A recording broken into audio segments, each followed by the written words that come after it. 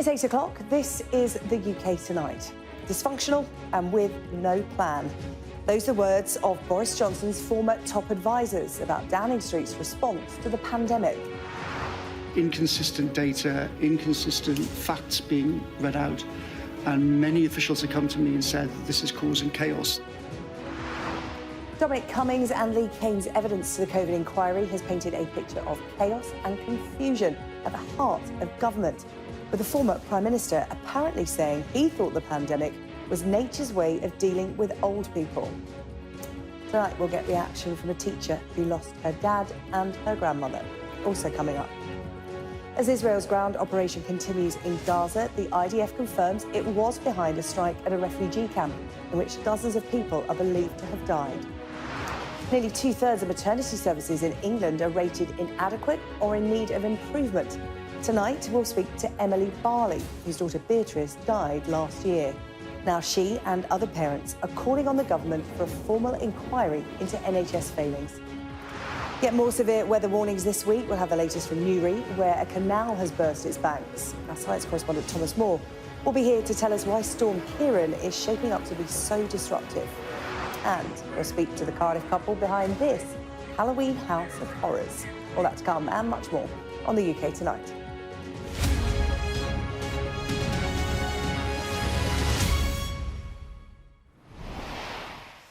We start tonight with a damning portrayal of the chaos at the heart of Downing Street during the pandemic, and it comes from two men who should know. Dominic Cummings and Lee Cain were at the centre of Boris Johnson's inner circle and gave evidence to the COVID inquiry today, labelling the government useless, unqualified, dysfunctional and chaotic. Mr Cummings had to apologise for using some swearing to describe ministers, but he said his choice of words actually understated their incompetence. Our Deputy Political Editor Sam Coates reports. Wind up this press conference now because I think while he was running the country, two men were rarely far from his side. Top advisers Dominic Cummings, Communications Chief Lee Cain, Boris Johnson's closest aides, now revealing the chaos that engulfed his government. How's your eyesight, Mr Cummings? Mr Cummings was at the heart of power in a time of crisis. He now says the whole system was unfit and unprepared. We realised gradually as we pushed and probed and asked questions for these plans that they fundamentally didn't exist. No. For 4 hours, he set out what he sees as the scale of the failure and what was to blame. Like all dysfunctional systems, it was a mix of a lot of the wrong people in the wrong job, decades of accumulated power, no real scrutiny in sight. The inquiry heard an extraordinary array of foul language, messages and emails littered with the strongest expletives, laying bare the loathing between senior government figures. I think I was reflecting a widespread view amongst competent people at the centre of power at the time about the calibre of a lot of senior people who are dealing with this crisis extremely badly. His boss was not spared the same disdain. In WhatsApp messages to Lee Cain in March 2020, Cummings said of Boris Johnson, "I've literally said the same thing 10 effing times and he still won't absorb it. I'm exhausted just talking to him and stopping the trolley," their nickname for Mr Johnson. "I've had to sit here for 2 hours just to stop him saying stupid expletive." Mr Cain replied, "I'm exhausted with him." The former spin doctor took the stand earlier in the day, he too turning on his old boss. It was the wrong crisis for this Prime Minister's skill set. He's somebody who would often delay making decisions, would often seek counsel from multiple sources and change his mind on issues. New evidence was presented from the diaries of the science advisor Sir Patrick Vallance. They showed the Prime Minister apparently willing to let COVID spread through the elderly.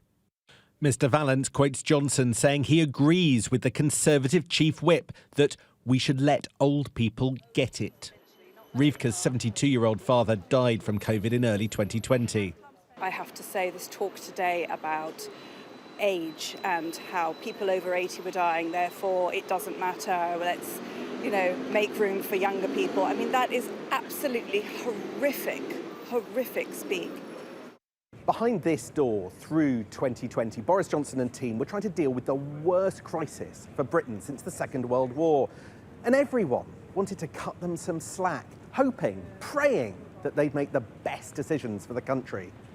Today, we heard about the hatreds, the contempt, the dysfunction. There was no pandemic plan, just people lying about there being a pandemic plan. We had an unfocused, indecisive Prime Minister, at one point apparently willing to write off an entire older generation. The question is whether today's hearings shame future politicians into making sure this never happens again. Once compared to a Rolls-Royce, when the machinery of state was properly tested by COVID, the systems didn't work and the people fell out with one another. It will take a lot to rebuild. Sam Coates, Sky News, Westminster. This inquiry came about because of pressure from the bereaved families who wanted answers over decisions that were made during the pandemic and the conduct of those inside government. Well, I'm joined now from Manchester by Hannah Brady, who lost her dad and her nan to COVID-19. Hannah, thank you so much for talking to us on the UK Tonight. I know you've been at work all day today, but you've had a bit of time to have a look at the upsum of the evidence heard today. What have you made of what you've just listened to? I think reading the summaries and watching Dominic Cummings and others today was like a punch in the gut. As much as you try and move on from grief and COVID grief in particular, when you lose someone so unexpectedly, like my dad, 55, fit and healthy key worker, who was absolutely floored by the virus and fought for so long in intensive care on his own. When you have that sort of grief, it's really hard to move on, but you try. And then to hear this inquiry's evidence that has been long overdue, these messages that bereaved families suspected would come out, this contempt, this lack of an organisation, this lack of leadership from Boris Johnson, to hear that our worst fears weren't bad enough, that there was worse to come, what was horrible. But it just fuels my fight. It fuels my knowledge that us fighting for a COVID inquiry, even from the first wave, because we wanted to prevent a second, we wanted to prevent more people dying, was justified. Yeah, as you said, much of what you heard perhaps wasn't shocking because you suspected a lot of this was going on, but nevertheless, it was horrible to hear from the people who were at the centre of this at the time. There was one particular piece of evidence that was discussed today that struck me, the suggestion that the Prime Minister was willing to let older people die. Your reaction to that, because so many of those who did die during the pandemic were our elderly friends and relatives. Absolutely. I think if my dad had known that, a bed blocker, as Boris Johnson called them, had been kicked out of a bed in his hospital in intensive care, he wouldn't have wanted it, because he cared deeply for his mum, my nan, who caught COVID in her care home because COVID-positive patients were imported there because their lives were treated as disposable by the people who had a duty of care to protect them, those in government. So they weren't leading this country correctly. They need to be held accountable by the inquiry, so that the next time something like this happens, we don't lose, nearly just over 230,000 people, especially people like my dad, but also especially the vulnerable in our society who had no shield against this virus because a shield wasn't considered for them. We'd had so many plans for pandemics, flu pandemics and pandemics of COVID's nature, that had just been ignored. The COVID inquiry has already dealt with pandemic preparation and found it wanting. The fact that combined with a government like Johnson's that was holding on to power when the people who put him in power in the first place were already knowing that this man makes decisions. He's described as a trolley, someone who is swayed back and forth incredibly easily. If you put Johnson in power, if you kept Johnson in power, then the death toll is somewhat on your hands. And this COVID inquiry has enough teeth, I hope, to make sure that the next time something like this happens, this collapse of government, of sensible government, doesn't happen again. Yeah, Hannah, it's been shocking to hear about the attitudes inside central government during the pandemic, and also the actions or lack thereof. There being no pandemic plans. Dominic Cummings today talking about the fact that they were telling the public you know, they had world-beating plans when it came to pandemics. Turns out those plans weren't in central government. They just weren't there. Like you said, they were for flu, but for nothing on this kind of scale, which, again, really hard to hear. The purpose of this inquiry, which you've long called for, is not to apportion blame, but it's to learn lessons. And I want to take you back to when you met Boris Johnson. You actually went to Downing Street and you stood in the garden to talk about your dad and your grandmother. And you wanted to look him in the eye and ask him if he'd done everything that he could. Can you take us back to that afternoon? Absolutely, yeah. We'd been campaigning for this meeting for so long because Johnson had been dragging his heels about the COVID inquiry. You know, when we first started calling for it, it was that, you know, you don't need to prevent a second wave, silly bereaved people, because there's not going to be one. Of course there was. There was a third, there was a fourth. Hundreds of thousands and more people died. So once he finally did listen to us and let us into Downing Street, you know, he wanted an indoor meeting when COVID levels were still high, so we insisted on an outdoor one. He wanted photo opportunities with us, which we denied. You know, we weren't there to make him look any better. And we sat across from him. We insisted on a distance because, again, COVID was still rife. And we told him our loved ones' stories. I showed him photographs of my dad on a ventilator that nobody had ever seen before, not to move him into some sort of apology, because I don't believe, quite honestly, a word that comes out of his mouth. That's why securing things like WhatsApps, the WhatsApps that came out today, was so important for this inquiry, because there's one side of Boris Johnson the public sees that is this bumbling sort of like clown, and it's quite comical how funny and rubbish he is. And there's the other side that is this cold, callous politician. I saw that cold, callous politician at Downing Street. He was not happy that we were there. He wasn't happy that he had to give up, you know, an hour of his time to listen to us. He committed to an inquiry that was then delayed again and again and again. Parts of the inquiry that he said would happen have just simply not happened. So he sat there and said to my face that we did everything we could to protect people like your father.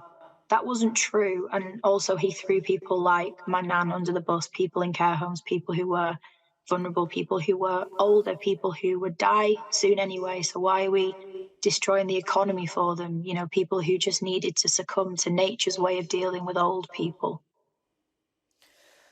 Hannah, really hard to hear that today. I know that will have been the case for so many families today. We really appreciate you coming on to talk about your family's experience and your reaction to the COVID inquiry that is ongoing. That's Hannah Brady there, remembering her father and her nan today. Thank you, Hannah.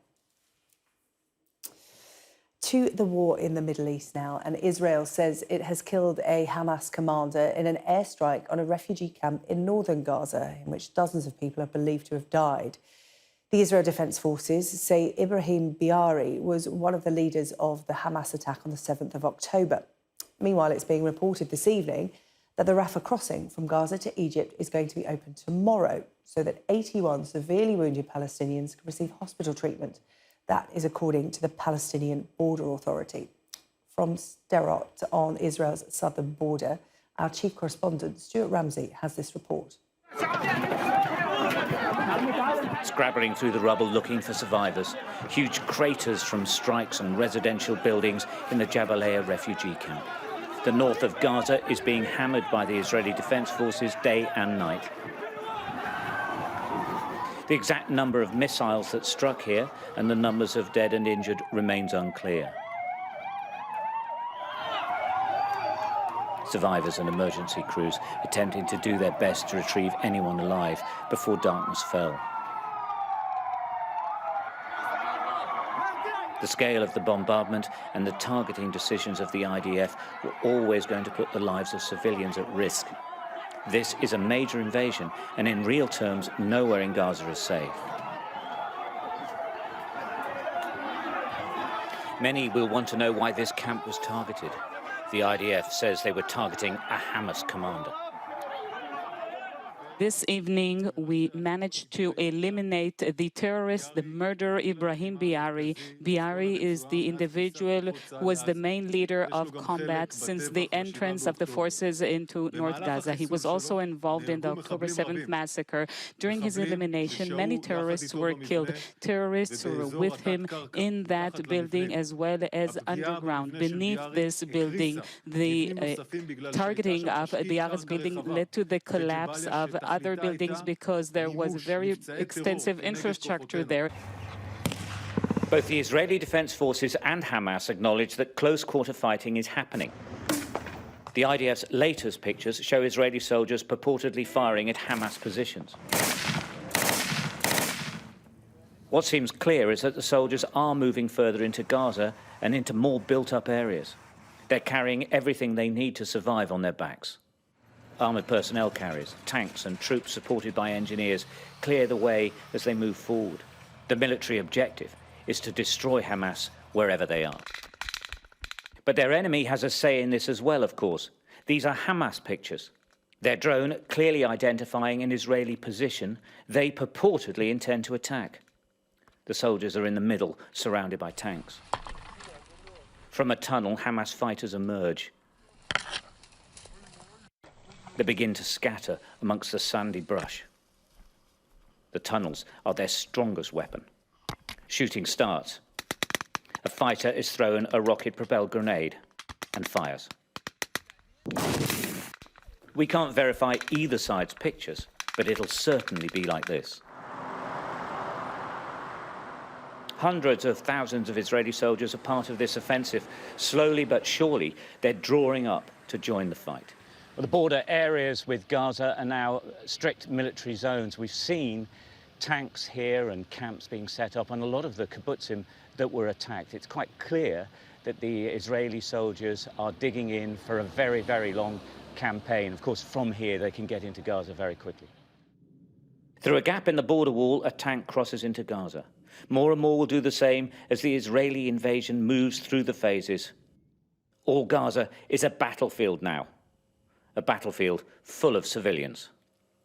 Stuart Ramsey, Sky News, Southern Israel. Storm Ciaran is set to hit the UK tomorrow. Weather warnings are in place, gusts of up to 80 miles an hour expected. But for some areas, the wild weather has already arrived. Some parts of Northern Ireland already underwater. Our senior island correspondent David Blevins has this report. By any means possible, they were attempting to access premises cut off by rising floodwater. Smashing windows above ground level, the only way to ascertain how much they've lost. And they know there could be more rain to come. Well, we knew bad weather was coming. We knew the water was high yesterday. We are in a floodplain. We have a river and a canal, but we've never seen anything like this. And at the minute, the water is continuing to rise and it's not raining, and we have high tide at 12:15, so we are concerned about what's going to happen next. There was an amber alert in place overnight, but no one anticipated this deluge. It had destroyed the Christmas stock in some stores by daylight.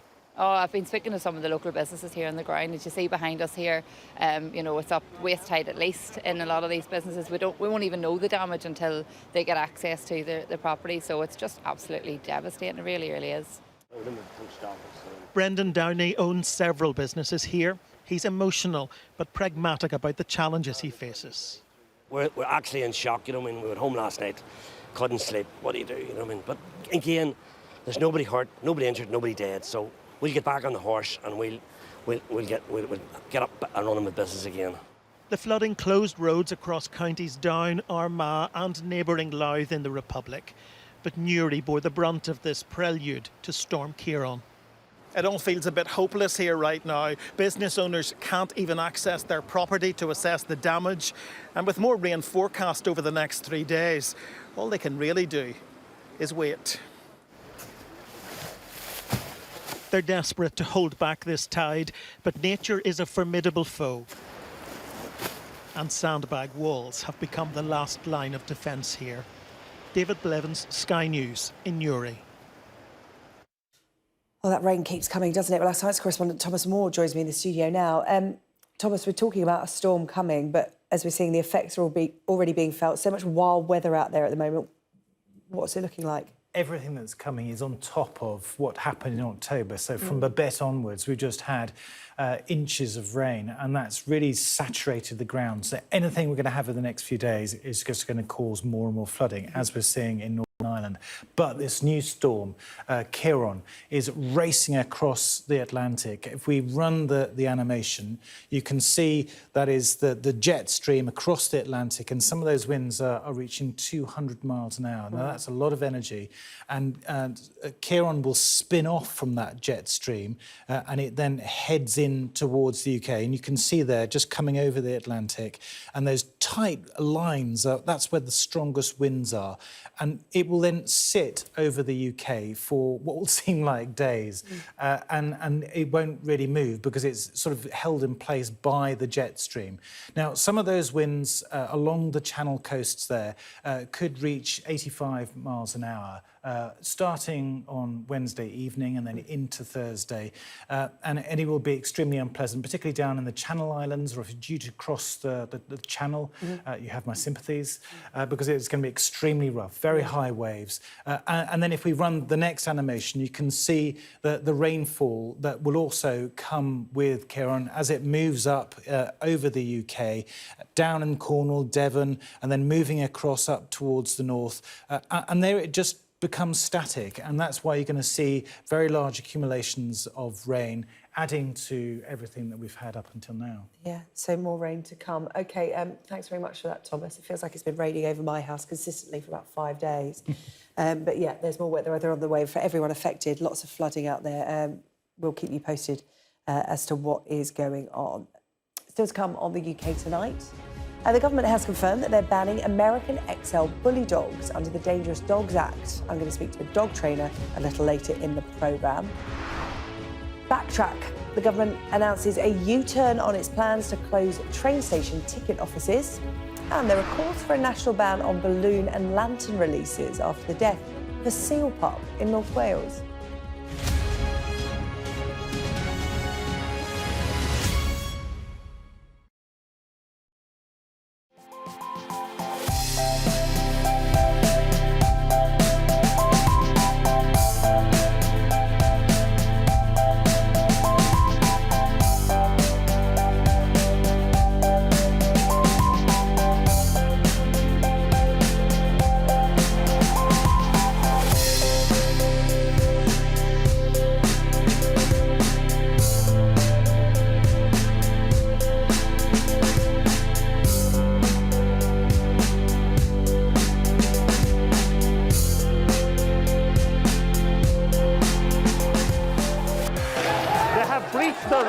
There is a lot of gas being fired all around us.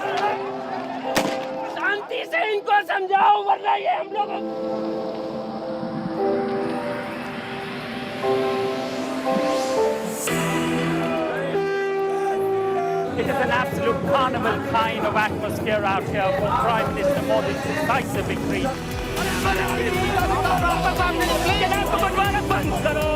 These students are defying the prohibitory orders, and now they're going to be arrested. We aim to be the best and most trusted place for news. The roads have been inundated. The only way out is to get people by boat. What is feared that over 200 people might have died because of these landslides. This on any given day would have been bustling with people, but today it's absolutely deserted. This is one of the most sensitive areas of northeast Delhi where there's been clashes. I'm Neville Lazarus and I'm Sky's reporter based in Delhi.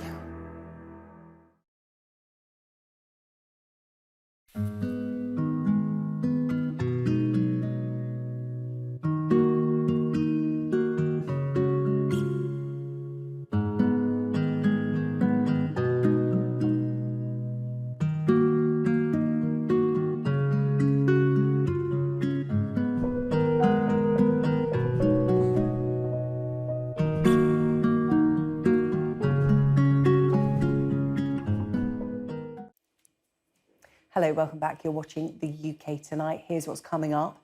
Bereaved parents are demanding a full inquiry into maternity failings in the NHS. I'm going to speak to a mother whose baby girl died during labour. I'm also going to speak to a dog trainer tonight as the government confirms that American XL bully dogs are going to be banned from the end of the year. Well, before all that, we're going to take a look at some of the other stories making news in the UK tonight. The government has abandoned plans to close most train station ticket offices in England. The Transport Secretary, Mark Harper, saying that after hearing from passengers and accessibility groups, he has asked train operators to withdraw their plans. The RMT union has welcomed this news. But what do you think? We've been speaking to people in Cheltenham today. I think that's good, actually, because, you know, sometimes you need to speak to real people, actually. There's not many people know how to use the apps these days, especially older generations. And I think it's quite nice just to have a household ticket as well. Thank goodness, that's all I can say, yes. I mean, we have a bit of a trouble, you know, we're nearly 80 and travelling is pretty tricky at the moment. If there are people who are, most of the time they rely on it, it's not supposed to be, make inconvenient for those people to use it. I'm really delighted, yeah, I think they're really important. The parents of critically ill baby Indy Gregory are awaiting a High Court judge's decision on whether she can be taken to Italy for treatment. 8-month-old Indy has mitochondrial disease, a genetic condition that saps energy. She's currently being treated in Nottingham. Her parents have previously lost legal battles to keep her on life support. However, campaigners say a hospital in Rome has offered to treat her. Specialists in the UK say that Indy's treatment causes her pain and her care should be withdrawn. Conservationists have repeated their call for balloon and lantern releases to be banned. This is after the death of a seal pup in Wales. The pup was found entangled in a balloon string on a beach last year and died later that night. Jem Collins from the North Wales Seal Research Organisation has shared these images to raise awareness of the issue. Many local authorities have already prohibited balloon and lantern releases, but organisations including the RSPCA want an outright nationwide ban. Now, the government has confirmed that American XL bully dogs are going to be banned from the end of this year. It will be illegal to breed, sell or rehome an XL bully in England and Wales from New Year's Eve, and owners will be required to muzzle their dogs in public and keep them on a lead. Well, this ban comes after the breed was involved in a string of attacks. However, critics are saying it's the owners that are the real problem. I'm joined now from Oldham by dog trainer Niall Barnes. Niall, that is an age-old argument we have whenever we talk about dog attacks and so-called dangerous dogs. Your view on the banning of the American XL breed? Yeah, I think it's not as simple as we're making out. There's the argument, oh, it's all about how you raise them, and there's the argument that it's the breed and that they're dangerous. And I think to be on either end of those sort of spectrums is probably wrong. It's going to land somewhere in the middle. And if you're just banning the breed to limit fatalities and damage, then it's probably the right idea. But if we're going to fix the problem long term, it might not be the right idea. It might be a bit of maybe a bandage on a bigger wound. That makes sense? What is the bigger problem here? Is it down to the fact that it is so easy to own a dog, whatever the breed, and it may not be that dog is, bred to be dangerous or is aggressive. It could be that, dogs are mistreated. We have so many of these discussions, don't we, in a nation of dog lovers, but it is just really easy to get hold of a dog with no restrictions or no checks and balances. Yeah, exactly that, what you've just said. If I want to drive a car, I have to pass a fairly standardised, fairly difficult test, relatively difficult. The average person without any training isn't going to be able to sit in a car and make it work. It's complex. There's a lot to it. There's a gear stick, there's clutches, there's steering wheels, and they can do a lot of damage if you don't know what they're doing. What you're doing with them. If you get a dog, depending on the breed of that dog, it could do a lot of damage. And if you don't have many barriers between you and getting it, it's not going to be that much of a hard choice to make. Let's get a dog. Okay, cool. Let's get on Gumtree or let's get on Dogs for Homes or whatever online, and we could have one by the end of the day. And that's, for me, not enough of a barrier to entry for something that can do a lot of harm if you don't have the relevant education and understanding of what you're actually owning, in the same way that you could with a car or anything else that could harm people if you weren't operating it correctly. Niall, do you have much experience of the American XL breed? Yeah. Because obviously they have been in the press a lot for attacks. And, you know, I'm a dog lover. I like to think I'm fairly relaxed when I see a dog like that. But since I've had a child, I might take a slightly different view about, you know, a child going up to be near one of those dogs. I don't know whether that just comes with being a parent, but they look quite frightening. Talk to me about the real picture. What experience have you had with them? As far as I know, that they've only really defined it today. So do I have experience with it or not? I don't know, because I wasn't checking them for measurements and checking whether they were actually that. And I think there's such a broad spectrum of bully breeds in general. People say, oh, I've got an XL bully, but it looks totally different than the one I went to 2 days ago. So I've got a lot of experience with bully breeds because they're so popular, because they have so many fantastic traits.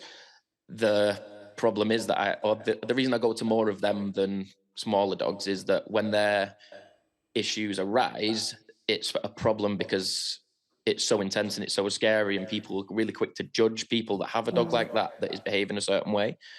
Whereas if people have a dachshund or a Shih Tzu across the road barking at you, it's well, and people don't worry as much. But if it's a Staffy, if it's an XL, or if it's the same with Dobermans, Rottweilers, German Shepherds, bigger dogs that look like they could do some damage. Yeah.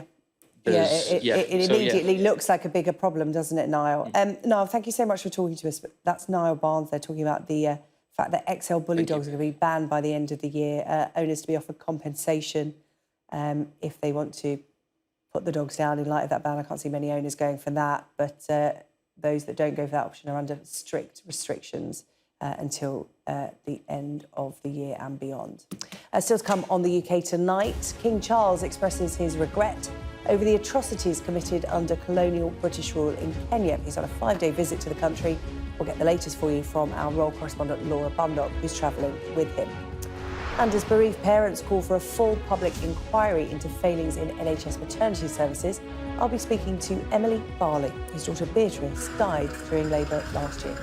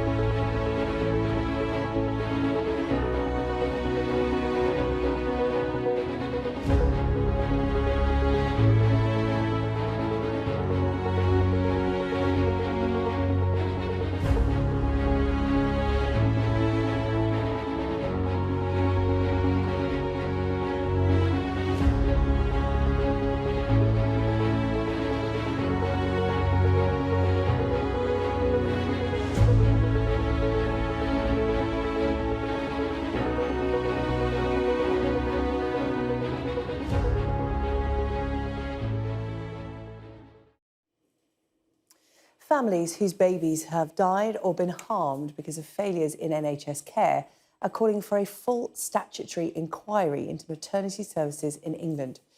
Reports into failings at Morecambe Bay, Shrewsbury and Telford and East Kent have painted a damning picture of NHS maternity wards.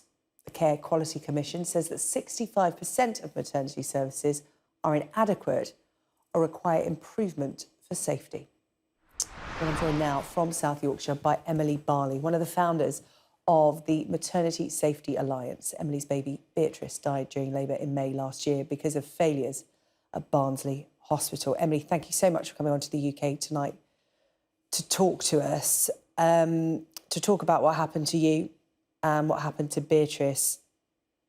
And it was as a result of what you called basic failures. Could you talk to me about what happened?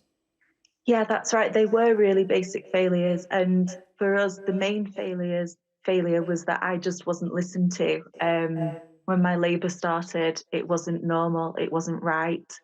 And nobody listened to me. I raised concerns, I asked for help, in the end, begged and pleaded for help. And I didn't get any. Midwives and doctors kind of shrugged and rolled their eyes and didn't really seem to care.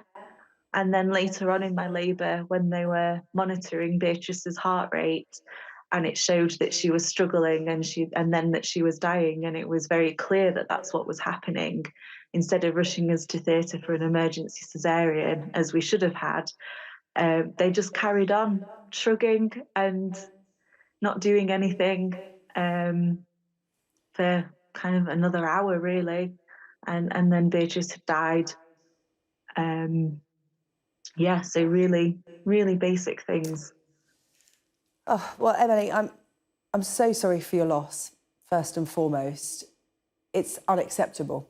You're in a maternity ward where you are expecting people to know what they are doing. This is something they do day in, day out. And obviously, since your loss, you know, I read out the list of reports there that have gone into different maternity units up and down the country. You know, this is something that we hear of far too often. And from that, you and other families have come to the conclusion that you join it all up and the system as a whole in England just isn't fit for purpose. Talk to me about what you want to see happen. That's absolutely right. So looking at all of these different cases all around the country and all of the investigations and reports and national schemes and all of the things that have been tried to fix this that just haven't worked. It hasn't made any real difference. And actually some of the statistics, including the CQC one that you quoted, show that things are getting worse in some ways. So what we're wanting is this whole system analysis, this national public inquiry, so we can look at every part of the system and really understand what's happening, what's going wrong, what the barriers to change are, and come up with a solution that is evidence-based, that draws on everything we can possibly know and that everyone can support and get behind. This is an area of the NHS that is doing particularly badly. Just looking at some of the information out there, £2.6 billion was paid out for clinical negligence in maternity care in England. We've quoted the CQC, 2/3 of maternity units are offering dangerously substandard care. I mean, that's quite a frightening picture to hear, isn't it? For parents, you know, grandparents are on board with your organisation as well, writing this letter asking for change. You said something interesting at the start of the interview. You felt you weren't listened to. And I remember when I was going in to give birth, that was the one bit of advice that I remember getting is make sure you're listened to. Don't feel frightened to speak up. But, you know, you put your trust in people. This is their job, right? You do, absolutely. And not only do you put your trust in people, but because you're so vulnerable when you're in labour, you're forced to put your trust in people. There isn't any other way around it, really.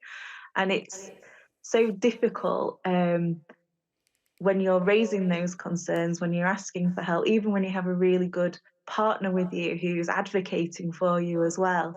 If people are determined not to listen, and in my case and in so many other cases, they are determined not to listen because they think they know best, or whatever else it is that's driving them, there isn't anything you can do to force them. And it's very, very difficult to understand. But I think what's clear is this not listening to women part of the problem is huge, possibly even the biggest part. Spoken to lots of bereaved families now, so many of them, and every single story I've heard.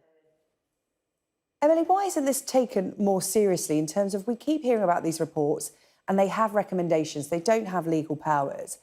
But why do you think there is a reluctance to get on top of this? Because we're talking about people who are making basic mistakes in their jobs. And, you know, most of us, if we make a basic mistake at our job, you know, we talk to people about it, but we move on. But, you know, we're talking about a loss of life here or life-altering consequences. Why is there such a reluctance to get on top of it?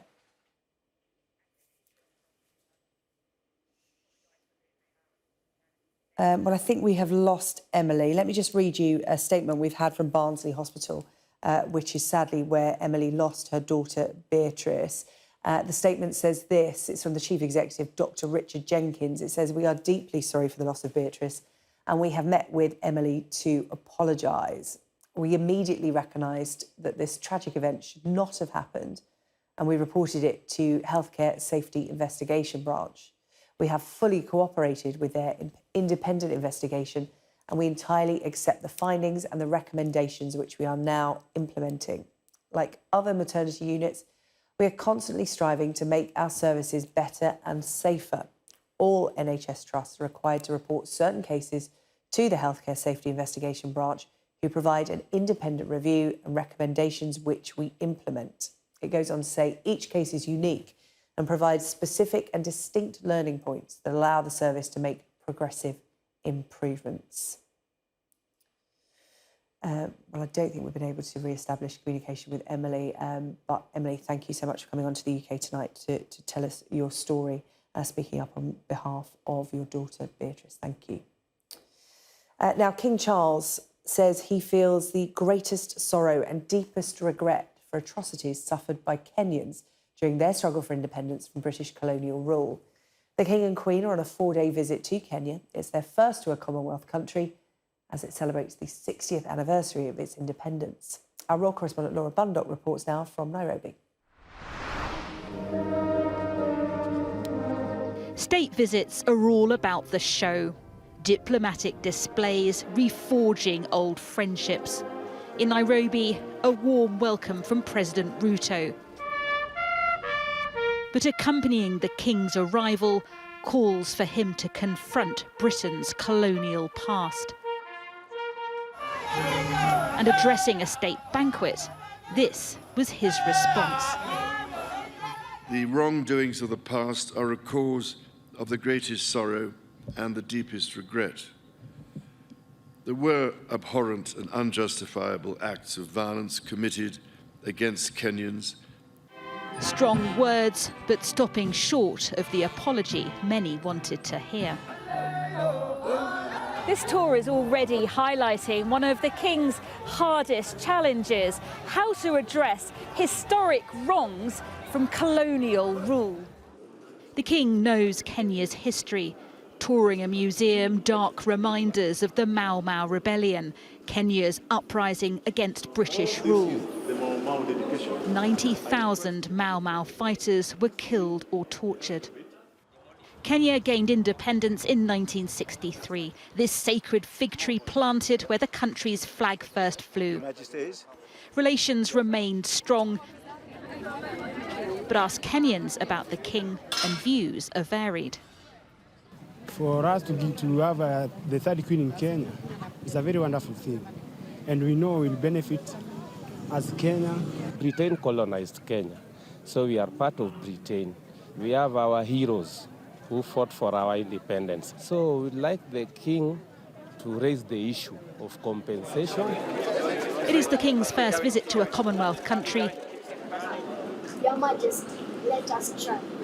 Jambo. A chance to listen and learn. The politicians want to talk about the future, but many people want the past properly acknowledged. Laura Bundock, Sky News, Nairobi. Coming up on the UK tonight, the World Cup looks like it will be heading back to the Middle East in 2034. We'll bring you details on that. And I'm going to speak to a couple in Cardiff who perhaps are taking Halloween a little more seriously than most of us this year.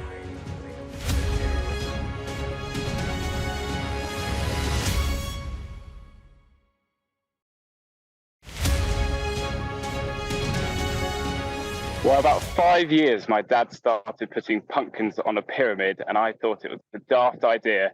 And then people seemed to like the displays and take pictures. So this year, we ended up doing Nightmare Before Christmas. So there's 10,000 pumpkins and squash, actually. So the blue ones are Crown Prince squash. We do always ask the public each year what they would like to see on the pyramid. The top answer was actually the lionesses, but we couldn't make the Halloween link. So the next best one was Nightmare Before Christmas. And given that it's Tim Burton's 30th anniversary of the film, that's what we decided to do. And what we do, we get lots of the younger event staff and lots of telehandlers and JCBs, and we throw the pumpkins to each other and pop them on the pyramid. But generally, squash tastes a lot nicer. The pumpkins that you get at Halloween aren't so good for eating because they're generally grown for being big. If you want an eating pumpkin, you'll get the baby bear pumpkins or maybe the red onion squash.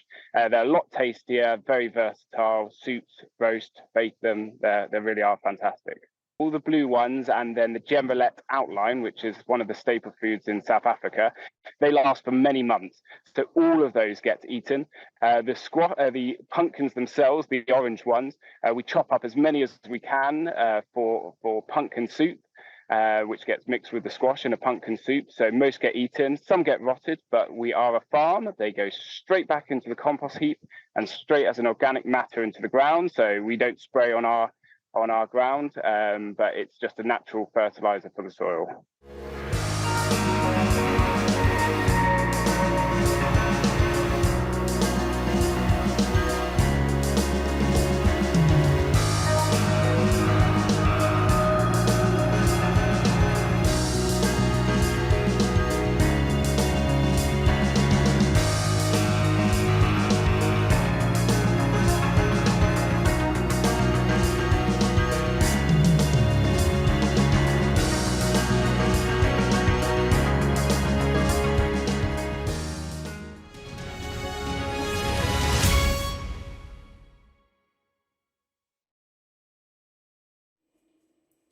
Coming up, we're going to head to South Wales to meet the family who probably put a lot more effort into Halloween than you or I.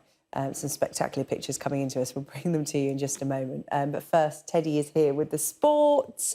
And after Qatar last year, we think the World Cup might be heading back to the Middle East a little sooner than perhaps we would have thought. Yeah, we knew that it had to be Oceania or Asia for the 2034 World Cup, but now it's been decided, or Australia's decided, not to be a part of that bidding process for 2034, which leaves Saudi Arabia, which after Qatar World Cup in 2022 last year, won in dramatic circumstances by Argentina, means we're going back to the Middle East, which of course means really hot summer temperatures, probably 43, 45 degrees plus in the middle of summer in Saudi, which will necessarily mean a winter World Cup again, which will cause fixture congestion.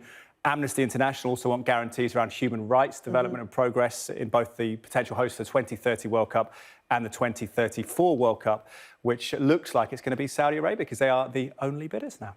OK. OK, and a busy night of sport as well. Elsewhere with the Lionesses. An update to come.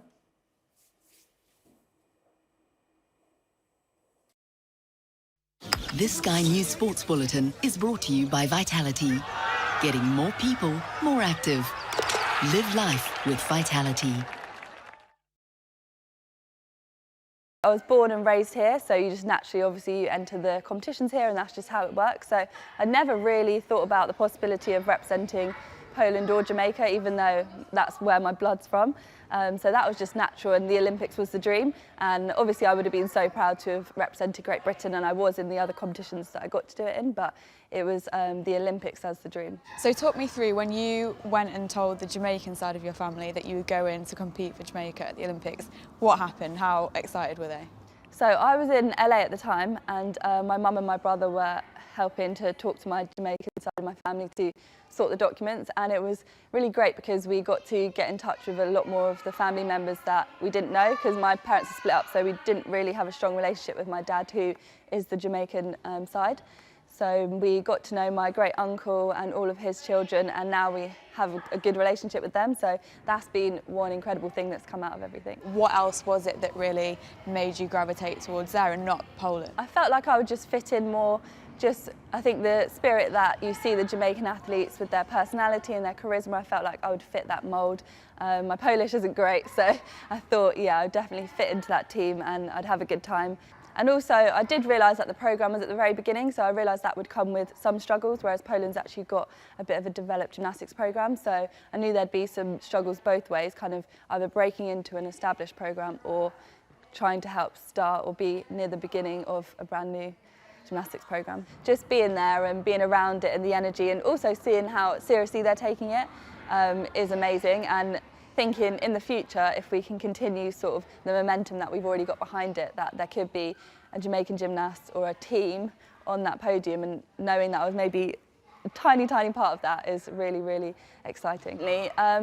Yeah, when I felt really accepted by Jamaicans, that was really special to me. In 2019, I did a competition that was a friendly sort of exhibition type competition where the rules were different and you could have a lot of fun, so I really got to show my personality, and I felt like my Jamaican side really came out, and yeah, I was just giving it all the personality and charisma, and some of my routines.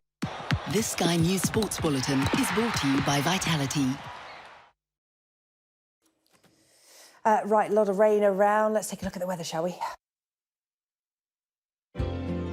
Warm memories wherever you go. The weather, sponsored by Qatar Airways. 3 areas of low pressure crossing the country over the next few days, all bringing rain and strong winds. But it's Storm Ciaran that needs watching, as it's developing dangerously strong winds on its southern edge. Winds that are likely to pass across southern counties on Thursday. Yellow warnings are already in force for wet and windy conditions in the south, and for further rain over Scotland, Northern Ireland and the West Midlands. Early amber wind warnings have been issued for Thursday. This evening, skies will be clear over much of Scotland, where temperatures are going to drop sharply after dark. Cloud elsewhere, maintaining temperatures, but rain across Island Wales and the south-east will turn heavy as it spreads north. Winds will freshen, with coastal gales developing in the west and the south. Overnight, rain will affect most areas, with a risk of some snow over the high ground of Scotland as rain meets the cold air there. Wednesday, starting wet and windy in the north, whilst there'll be sunny spells and blustery showers elsewhere. The weather, sponsored by Qatar Airways. We like to leave you with something weird and wonderful, don't we, at the end of the show from around the UK. It is, of course, Halloween, a time of year that many parents dread. But not these parents. Danielle and Carmela Hargreaves have transformed their home in Cardiff into a proper Halloween house of horrors. It's all in the name of charity. They're raising money for a local organisation that helps seriously ill children. The couple have got a bit of inside knowledge. They both work in the special effects industry for TV and film and have a track record in decorating their house. For Christmas one year, they recreated a scene from Die Hard, which, of course, many people believe is the greatest Christmas movie. That's a debate for another time. Maybe we'll do that in a couple of months in the show. Well, I'm joined now from Cardiff by Daniela and Carmela. Good evening to you both. Good evening. Welcome to Wet Wales. Oh, I know. Well, it wouldn't be Halloween without it being dark, cold and rainy, right? You just need a bit of mist, but I'm sure you've got a smoke machine for that. Talk to me. Can you see it? Well, yeah. Going off Talk to me about what we can see. What's your theme this year? Okay, so we've got a bit of a theme this year, which is monsters. So we're really going for it. So we've got all sorts of ghouls and zombies and stuff. You can see over my corner, got a cellar dweller behind us, and so yeah, it's just basically a little bit of fun. We're obviously raising funds for a wonderful charity called Dreams and Wishes, and so it's just an excuse for me to decorate my house in a crazy way, you know. It looks fantastic. I can see an octopus tentacle coming out of your top floor window. We've got a giant octopus there, and then we've got a gigantic monster. Yeah, can you see that? Yeah. And our house is absolutely rammed with children at the moment. Yeah. I was going to say, how busy have you been tonight? Because it's coming up to 9 o'clock. All those spooky little monsters should be in bed. We've got the police. Can you see the police? They've actually come to have a little nose themselves, so we're on a good thing. Hopefully not going to take me away, but yeah, it's all going off here tonight. But no, it's all a bit of fun, and we've had plenty of people tonight, and everyone's in good spirits. And I must say, the kids this year have really dressed up, so we're very, very lucky here. And obviously the charity is very important, Dreams and Wishes. So if anyone does want to donate to us, it's Halloween at the Hargreaves on Just Giving page, and every single penny goes to the sick children. Yeah, it's a wonderful cause. You're doing great things for them. I'm just looking at a very scary picture on my scene there. It's a bit like me before I go into makeup. Hopefully the neighbours haven't called the police. Hopefully they're just there for a bit of trick-or-treating. No, I was going to say... Hopefully they're amazing. No, they're amazing. Yeah, they're good. Everyone's been really, really tolerant of us. And again, I must apologise to the traffic here in Cardiff. You know, everyone's been great, but yeah, hopefully you're not going to get arrested tonight. No, they're not. Look, I'm sure everybody's... I'm sure everybody's just slowing down, yeah, like you said, to take pictures from their cars as well as coming along on foot. So what are you going to do at Christmas? Because, like I said, I mentioned the previous house you lived in, you did Die Hard and you did a Gremlins theme. What's in the pipeline for this Christmas? I don't know. I keep getting asked, and every time I'm like, no, I'm not going to do it, I'm not going to do it. But then I don't know, maybe. Tonight's been quite inspiring. Lots of people have been asking me, and I don't know, maybe I'll crash a plane in the side of the house or something. I had a helicopter outside my house once, so we can only go big, right? So my wife's very tolerant. So's the neighbours. They're great. So we shall see. Watch this space, you know. Oh, well, one of my favourite Christmas films is Home Alone, and you know that scene where Kevin's at home and he pretends there's lots of people in the house and there's lots of figures moving at the windows. Maybe do that one. I think you could quite good absolutely. at that. We had a bit of Home Alone. Yeah, absolutely. There you go. I don't know. That's my idea. I'll leave you with that. Okay, Daniel and Carmela, you're doing wonderful things for charity. Thank you, and enjoy the clean-up operation. Oh, yeah, thank you. Thanks very much. Cheers. That's it for the UK Bye. Tonight. We'll see you tomorrow.